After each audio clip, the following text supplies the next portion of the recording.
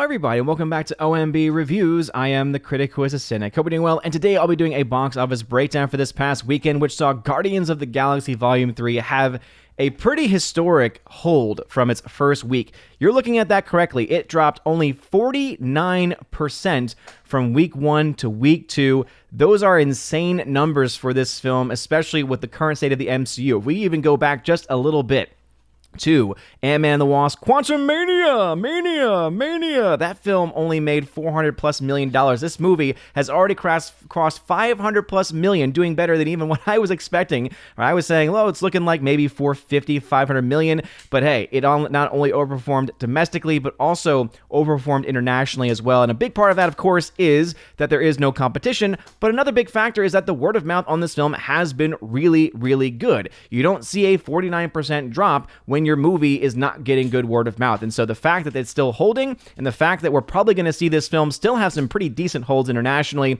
going into next weekend, going into the next couple weeks with Little Mermaid and Fast 10, indicates that this movie is looking probably at least $750 million in a worst case scenario, right? If the competition is crazy and just everything drops and the wheels fall off, $750 million minimum. But more likely than not, falling somewhere between $850 and $900 million when everything is said and done. And ultimately, it's a bittersweet moment because it would still make it the worst performing of the Guardians films, especially when you adjust those numbers for inflation, but it would also mean that this film is doing significantly better than anyone expected and would be breaking past almost any break-even point that any other person might be trying to put out there surrounding this movie. So ultimately, very good sign for the Guardians film from the Guardians franchise, but not necessarily a positive sign of anything else for the MCU, because ultimately, Ant-Man and the Wasp, Quantumania, that was your jumping off point for the next phase, and that film flopped. So we'll talk about that. We'll also talk about the updated numbers coming in for the Super Mario Bros. Film, which has passed $1.2 billion. But let's just say, some things are not looking all that great for the film in markets like Japan, South Korea. If you've been following my channel, you know I've been covering those numbers, and it's interesting to see where that film ends up in those countries. Before any further, please make sure you smash that like button, that fire button if you're watching over on Odyssey, smash the rumble button as well,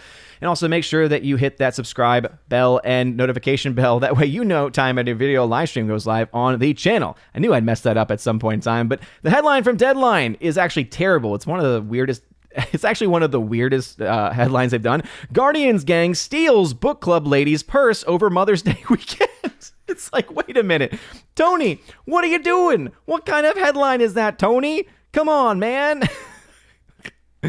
Oh, man, that's why it's this love-hate relationship with the people over at Deadline, with Tony and Nance. But anyway, as the actual article points out, this is the best. Now, I will call them out once again. I called them out last night on the stream.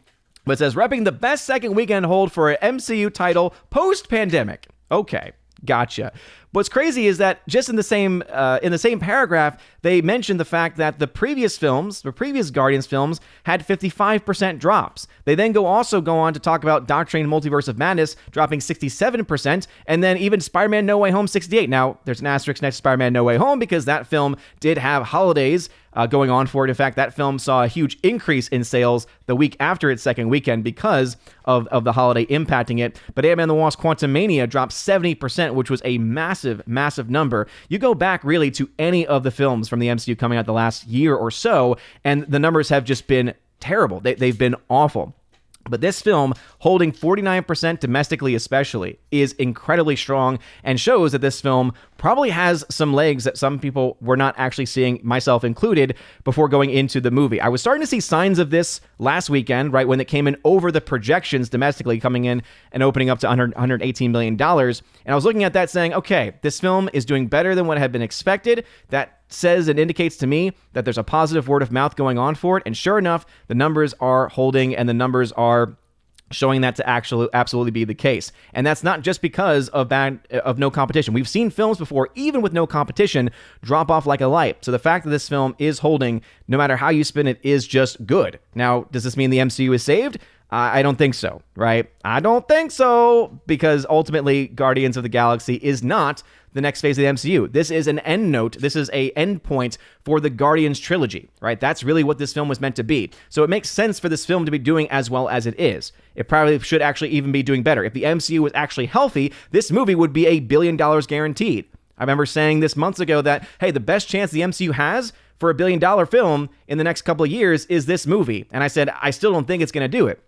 Based on these numbers, it would have to double what it's made so far. And with Fast 10, Little Mermaid, and others set to come out, even though I don't think Little Mermaid is going to be a massive hit personally, and Fast 10 I do think actually is going to do better than what they are projecting for that film. I talked about that last night on my stream as well.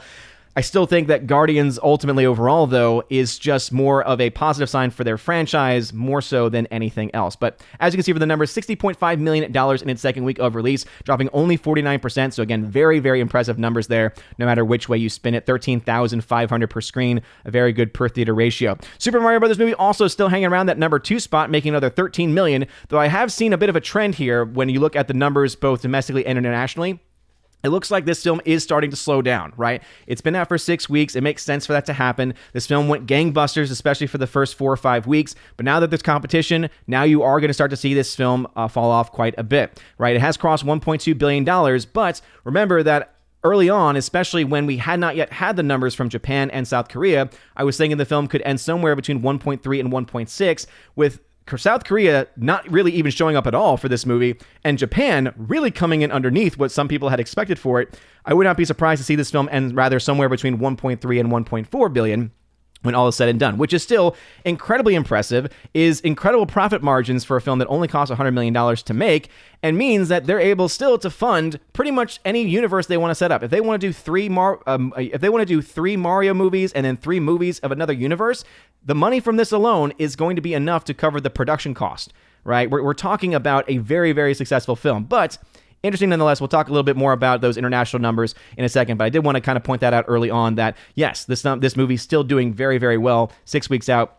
but it is slowing down. You did not see as much of an increase from last week to this week, and that's just, again, the nature of films themselves. But I know some people, myself included, thought, based on how it was doing and what we were expecting it to do in other countries that had not opened in yet, like Japan, South Korea, now that those have actually come out and have shown themselves to really not be as impressive as some had thought, yeah, looking like 1.3 to 1.4, which is still a darn good final total. Book Club, The Next Chapter. I struggled on that one because I just still can't believe they actually made a second one. This movie made $6.5 million. Evil Dead Rise from Warner Brothers is still the only Warner Brothers movie to make any profits, it seems, adding another $3.7 million, so still doing very well in those holds from week to week. All right, there you got it. It's me, Margaret from Lionsgate, $2.5 million. So even though the holds percentage-wise aren't too bad, its overall start total was not that great. Its budget was probably higher than what it should have been for this book adaptation. It got pulled out of 978 screens in its third week, so it's looking like Lionsgate does not have a lot of confidence in it, and the numbers it's getting doesn't show reason to have much confidence in it either. A new film from Robert Rodriguez and Ben Stiller, but Ben Affleck, Hypnotic, $2.3 million opening weekend, coming out at 2,000 screens. Let's just say, not a very strong start. This film cost $65 million to make, and so not looking like this film is going to be much of a financial success. But hey, still early on. I don't know if they're going to try to release this film in more theaters, but as I mentioned, the summer season is starting up, right? I think that Guardians actually has a very strong start for the summer. This is a pretty good early sign, I think, for films like Fast 10 to possibly be able to really take advantage of people that are much more willing to go to the theater every year that we get away from the pandemic. More and more people become open to that. So I think those big budget films like that are going to be able to draw more people in. However, they still also have to provide a good, entertaining product. I gave up on the Fast and Furious franchise, a few movies ago. 7 was kind of my end point where I thought from that point on, it just hasn't really been that much fun. It's just been kind of really, really, really stupid. And again, not to say that it was smart before, but I have a limit, right? I have a limit, guys. But anyway, with that being said, Hypnotic not looking to do all that well. Coming in the number 7 spot is John Wick Chapter 4 from Lionsgate, $1.9 million. This film continuing to add on a little bit of money, 8 weeks out from its initial release. So again, this film's looking to be out of theaters very soon. Can't wait to get the pre-orders that I got for the Steelbook for this one and the 4K titles.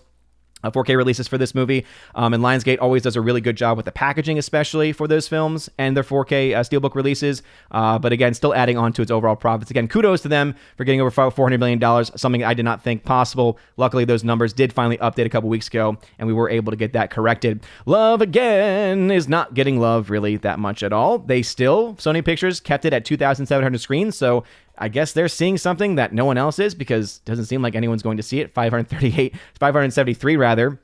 dollars per theater. Number 10 spot goes to Dungeons & Dragons Honor Amongst Thieves. This film now out on video on demand. I might actually rent this one because people have said so many great things about it, but this film is pretty much dead to rights, and again, it makes sense because now that it's on streaming, there's no reason for it, but this film ends up being a box office flop. You also have new releases for The Knights of Zodiac, but it's too small for me to really be tracking at this point in time, if even ever, maybe not until the end of its run. Same also can be said for Blackberry. Sisu dropped another 54%. This film, even though it had a stronger than expected start, ultimately is not doing well enough worldwide to likely make its money back.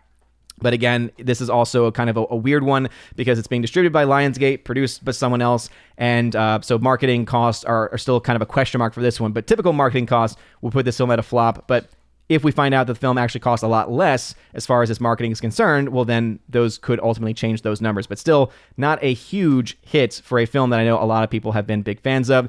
Ant-Man and the Wasp: Quantumania is still hanging around. I did want to talk a little bit about, though, Nefarious, dropping only 3% after adding 125 screens. Kudos to Steve Dace. Kudos to the entire team behind that film. The film is still one of my favorites of the year. And even though it's still getting blackballed to heck by a lot of the Hollywood execs, and a lot of the studios and a lot of the theater chains as well, the fact that they're still able to get this out in hundreds of screens at this point is pretty impressive. And this film actually, percentage-wise, has done very well. However, I don't have a budget yet, so I cannot say for sure whether it is officially a flop or not. It seems to be leaning that direction because I think the film probably cost in the millions of dollars. But again, I don't have those numbers in front of me right now. Guardians of the Galaxy, though, let's talk about this movie. Worldwide, $528 million.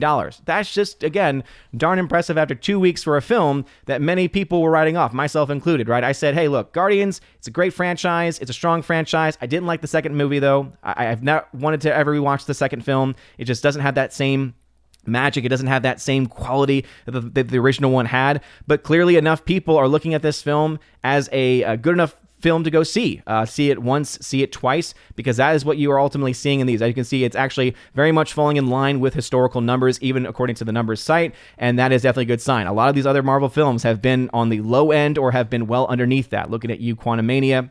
But hey, kudos to them, $528 million, and we'll talk about what this film likely will make in just a little bit. I did want to put a comparison up against the other two Guardians films, though. If we go and compare it, we can see relatively similar numbers here. These have all been adjusted for inflation using the numbers calculator there. Very similar numbers in certain respects, right? So obviously, opening weekend, clearly this film was not going to be as strong as the second one, which had a massive opening weekend because of how much people loved the first one. But even this one still did not edge out the opening weekend for Guardians 1. But what's interesting, though, is that $213 million and $315 million, it's looking like this movie might end up performing in at least somewhat of a similar degree in either the domestic or international market. And so even though Guardians 2, when adjusted, is a little over $1 billion, and Guardians 1 is just under $1 billion, excuse me, then I'm looking still at this movie as probably still able to get to that $800 million range or so, which, again, would be the lowest of the franchise, but would still be strong enough to make up for its massive $250 million budget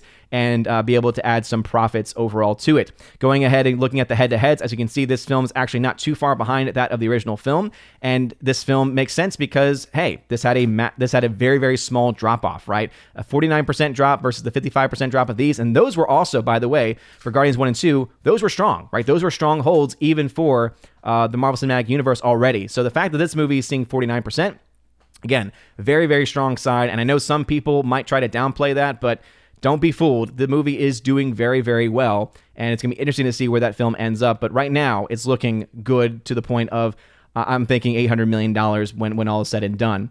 Looking at the Super Mario Brothers movie, $1.2 billion. Again, very, very impressive look at this movie. Very, very impressive numbers overall. But as you can see, Japan, all right? This film has now been out for a couple weeks in Japan, and it's made $50 million. I believe that this number, I know for a fact this number on the numbers has not been updated for the individual countries. So the international number is correct. It's just they haven't divvied it up to the different separate countries yet. I don't know why they do it that way, but they always are about a day behind in their charting. But looking at some other sites and some other reports, it made about $8 million or so between last time they updated it and now. So I believe it's actually close to around $60 million or so, 60 to 65 million. And so those numbers, though, are still 40 million or so away from $100 million.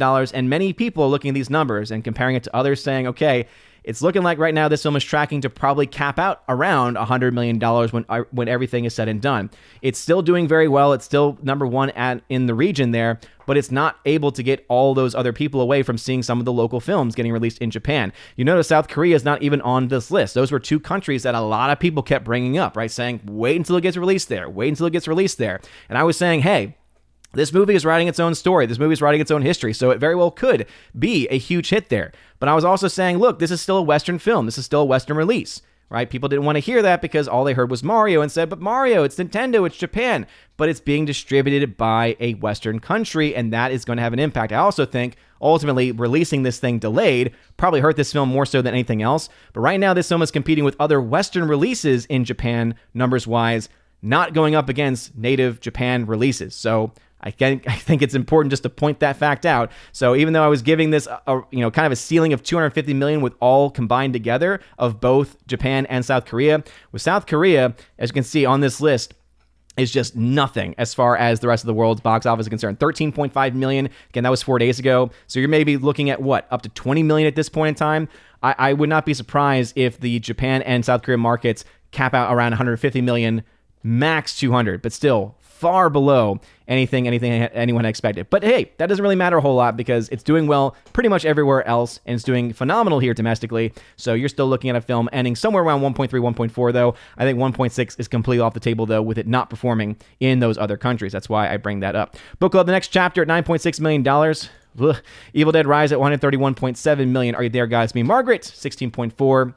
Again, still not doing all that well and no international numbers to speak of. Hypnotic at $2.3 million. As you can see, that's just not enough money based on a $65 million budget. John 1 Chapter 4, $418.9 million, continuing to add to its overall numbers. Love, again, at $7.6 million. Dungeons & Dragons at $205, so it's able to break $200 million. And I think I had called that a few weeks ago, that it was going to ultimately end over $200 million based on how it was tracking. Looks like that is the case. Knights of the Zodiac, I don't have much of an interest in this movie. It's made $2.9 million at this point in time. Sisu at $9.2. Again, I thought the trailer was really, really great and a lot of fun, and the movie had those same fun moments. In fact, I almost had all of the fun moments from the movie and kind of spoiled those fun moments and then had a lot of boring stuff in between. And then Nefarious at $4.5 million. Going and looking at the box office charting, because we love doing charting here on OMB Reviews. Looking at the Guardians Galaxy right now at $528 million means currently we're looking at around a $57 million loss. However, we're looking at the current numbers. So bits of that $528 billion right now, based off of historical standards, all right? Most films fall somewhere between, again, after their first 2 weeks, they usually have as their first 2 weeks accounting for either as good as half of their entire total or 70% or so of their total, right? There are obviously films that are going to perform better. There's some films that are going to perform worse. But if you look at my overall average here on my chart on my website, ombReviews.com, you'll see that average is roughly around 60%. So again, there's a lot of data to back up these numbers. So you're looking then at a minimum. This is not profits. This is raw box office. $755.4 million as a minimum for this movie. That's a really good minimum for this film. Again, my break-even point I have for it is around $625. I know some have it as high as $700 million. I've heard some people bring up even $800 million. I think that's a little bit too ridiculous personally. But hey, even if that is the case, if you look at the average, though, of these two, and most films fall around their average, this film's looking at $850 to $900 million when everything is said and done, all right? So I think $800 million minimum is where I'm currently leaning with this movie. Like, you would have to have some pretty massive drops the next couple weeks, but we're just not really seeing that at this point in time. So I'm thinking $1 billion off the table. I don't see it doubling its money with the competition coming out in the next couple weeks, but still enough to where 800 plus million is definitely in the cards. And I think this film has a pretty good chance of even beating out the $850 million or so that Black Panther 2 had ended up making. Going into the actual net profits, and again, this is where there's usually a lot more disagreement with others, I'm projecting it to have somewhere around $78 million to a $250 million in actual net gain profit. Probably will be closer to $100 million when everything is said and done. I know that, again, some people have their break-even point at 3 times the budget. I have it at 2.5. In either case, though, you're looking at this film pretty much guaranteed to make its money back. It only needs to make, in my charting, 2.5 times its budget. It's at 2.1. So even if you have a 3 times budget factor, there's a good chance that that's going to happen, and it's going to maybe even make more than that. So ultimately, what does this mean? Hey, Guardians is in a very good position right now, probably going to make its money back.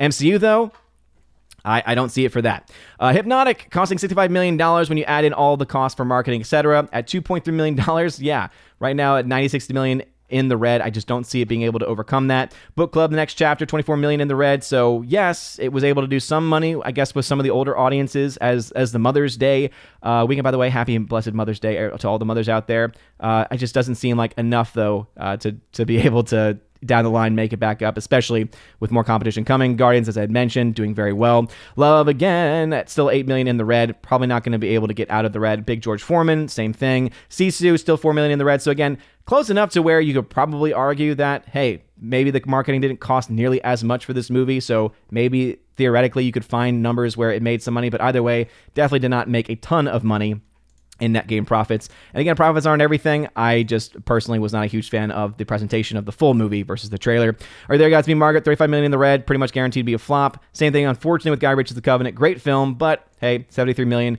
cost a little bit too much money. Evil Dead Rise with $131 million means it's now $50 million in net profit, so very good for that film. And then looking at Nefarious, as I had mentioned, $4.5 million, no budget to speak of, so I cannot speak to that overall. And the last one I will mention is Super Mario Brothers, right? Even though the film is not doing nearly as well as some had expected it in Japan, especially, right? Home field advantage, that's what everyone kept saying, was like, just wait. Okay, I waited, and the numbers aren't there at this point, right? And I know some people might say, I don't care. It's like, okay, the film's still doing well, because I don't care all that much either, because ultimately this film still made over $1 billion and still is adding on to it, and 1.3 to 1.4 is still awesome. But what that also means is that with adjusted numbers for inflation, this movie, you're not even looking at it being a top 5 animated film of all time. Again, doesn't need to be, because it's made enough. Look at that raw profit, right? You're still seeing this film paying for itself 5-6 times over, and that's much more important ultimately than having a record. But again, I think that some people who were talking records, especially in Japan and other places, etc., may have been seeing the cart before the horse at this point in time. I'll lastly mention John Wick Chapter 4, $418 million, still roughly around $100 million in net gain profits. So as you can see, right around the average of what I was projecting for this movie. And if you want to see whether or not any of these films have been able to reach that range that I have, you'll notice that anything that is a chart breaker, either as a negative, so Pope's Exorcist, right, was not able to really crack into, or it was able to make its money back, but compared to its first 2 weeks, it was not really able to do as well as had it expected. So as you can see, that one was a chart breaker in the negative direction. Same thing with Renfield. Whereas if you look at most of these films, right, Evil Dead, 66%, 62, 52. Again, most of these falling in that range. I'm trying to find the most recent film that was a chart breaker in the positive direction. The last one we would have is actually for the film Missing, which ended up performing much better after its first couple of weeks. The film Plane also. But notice, again, just because you are a chart breaker in either direction does not mean that you are making or losing money necessarily. But those are the numbers as they stand. Let me know your thoughts about these things and other things I mentioned in the comment section down below. Especially, what do you think the final number for Guardians 3 is going to be, right? Even if you weren't a fan of it. Me personally, I thought it had some good things in it. I'm a sucker when it comes to cute little animals, even if they're cute CGI animals. Hey, they were done well. But hey, there's also a lot of stuff in there I don't like. So let me know your thoughts. I think $800 million is absolutely on the table for this movie. And ultimately what that means is, hey, breaking even, making profits, and based on my metrics, making a fair amount of profit. But we'll have to wait and see. Let me know your thoughts about this and anything else I mentioned in the comment section down below. If you like this video, smash that like button, that the fire button, I see smash the rumble button. You're all amazing and beautiful people. Have a wonderful rest of your day. And as always, God bless.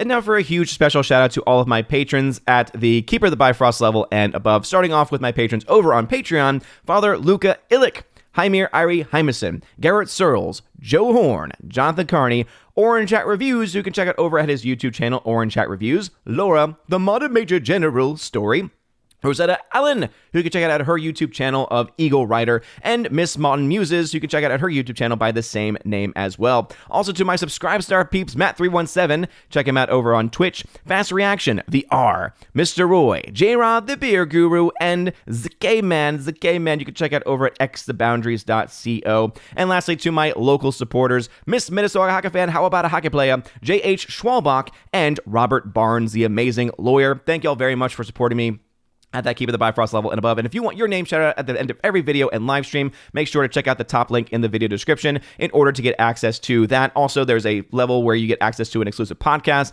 that I do with my friend John the Flip Flickinger, and also to a giveaways channel on my Discord where you get access to the giveaways of various 4K titles, including right now I've got a 4K Steelbook for Training Day. I got the 7th Seal from Criterion, Plane Trains Automobiles, Kubo and the Two Strings, They Live, Train to Busan, tons of others every single week, every single month, rather every single week. I'm going to stick by that. We're doing this live. I just recently gave away the 3 Steelbook collection for John Wick franchise, the amazing Stash Book collection version. So if you want to have access to various things like that, hey, check out that top link in the video description below. You're all amazing and beautiful people. Hope you have a wonderful rest of your day. And as always, God bless.